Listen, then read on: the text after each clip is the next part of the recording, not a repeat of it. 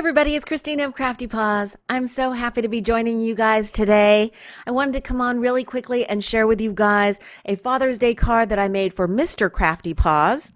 This is a Star Wars themed card because we're both huge Star Wars fans, and I thought it'd be fun to kind of do a new family portrait, as it were, for our family since our recent adoption of our rescue dog, Babaloo.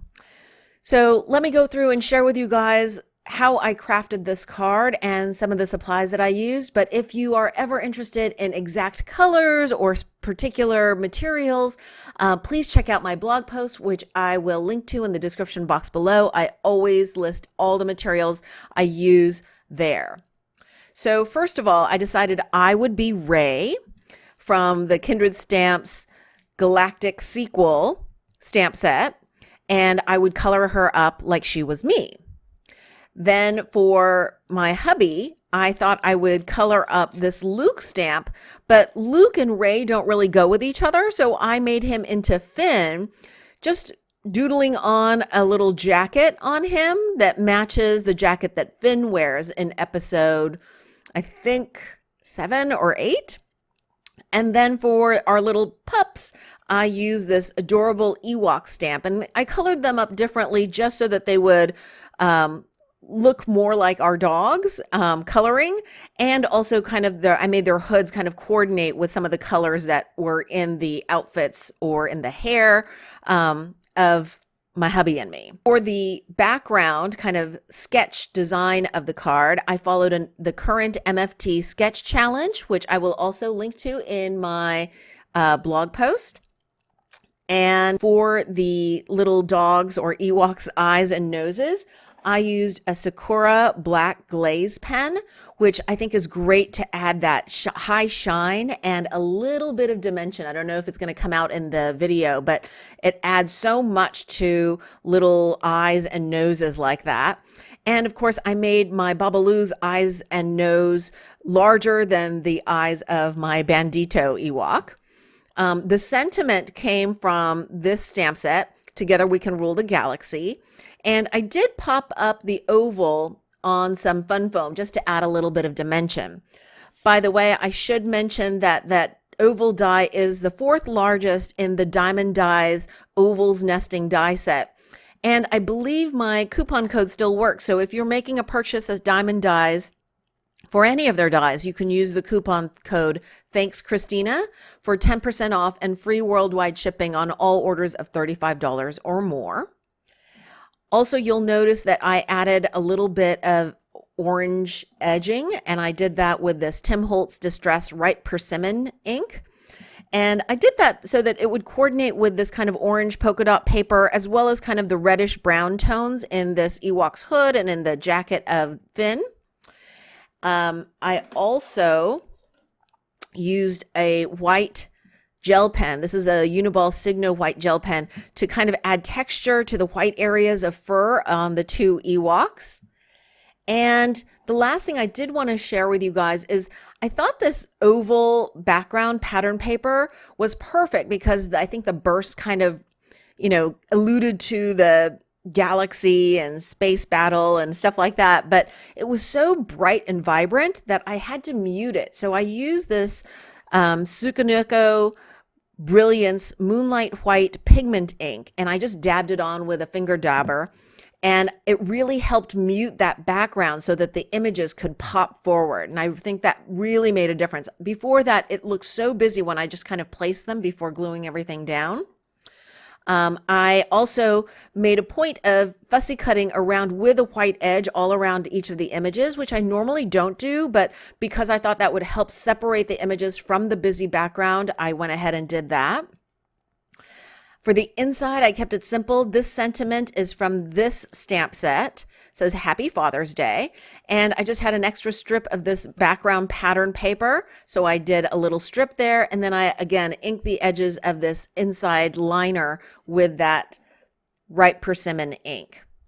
So that's it for the share. I'm going to attach a video Copic coloring this Rey image, and I think probably doodling and coloring up part of this fin image. I didn't want to make this video too long, so I tried to abbreviate the coloring segment of this video. So I'm going to color up this Ray as if she has olive skin tone like I do, even though the movie actress is much more fair. So I'm starting with an E21, which is kind of a rosy beige, and then I'm starting to mark in the shaded areas with the E11, and I'm just doing along the edges of the face, the underside of the arms, the underside of the neck, where the face would cast a shadow on the neck, on the bottom parts of the hands. I've forgotten to do the calves at this point, but I correct it later off camera, I think. The cheeks I'm doing with an R20, and then I'm blending back out with the E21. I find that, especially after I put in the blush, it's easier to blend out with that lightest shade. For the Finn character, even though that actor is black, I'm coloring this guy up even paler than the Ray character because my husband is more fair.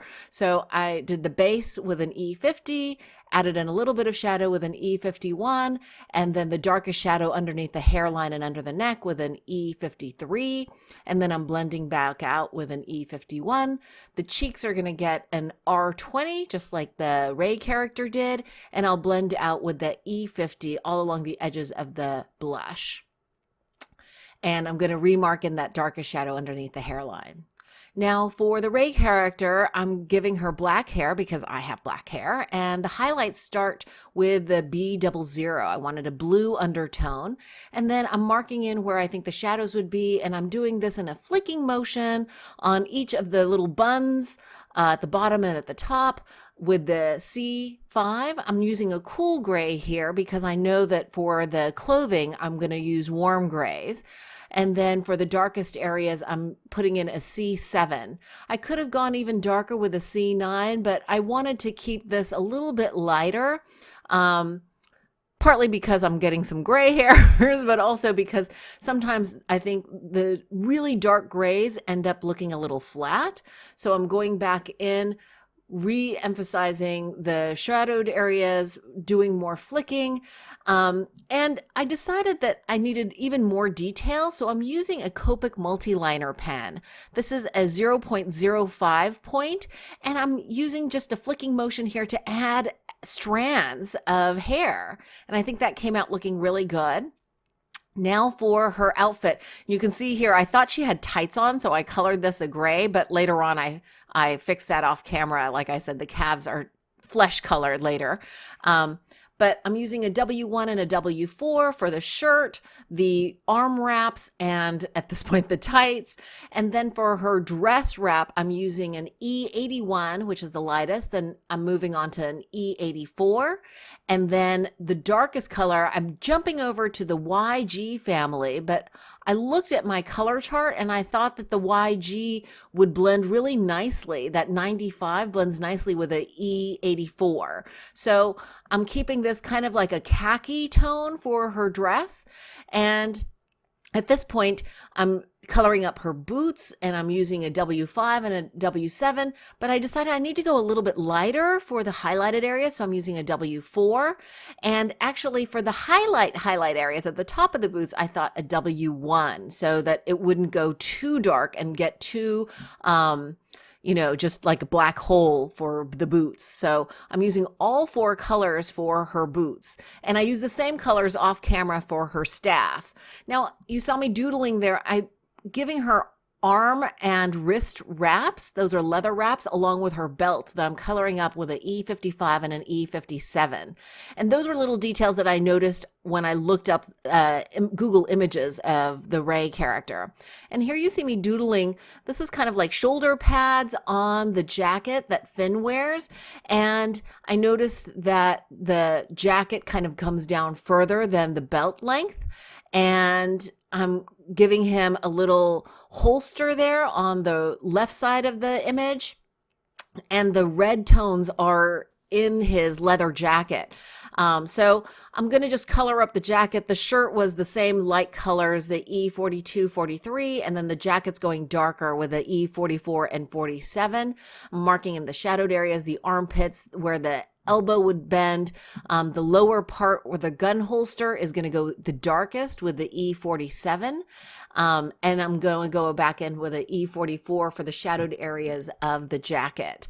And I think that those little red marks for the shoulder and the little stripe on his jacket really distinguish this character as being Finn versus any of the others. That's kind of his hallmark look in the movies. And I'm making this jacket a little bit more brown so it contrasts more from his shirt that's kind of like a creamy light khaki color. And that's all the coloring I'm sharing. I hope you guys enjoyed this share and this process video. If you did, please give it a thumbs up. Thank you so much for watching, and I'll see you in the next video. Stay safe, everyone, and thanks for watching.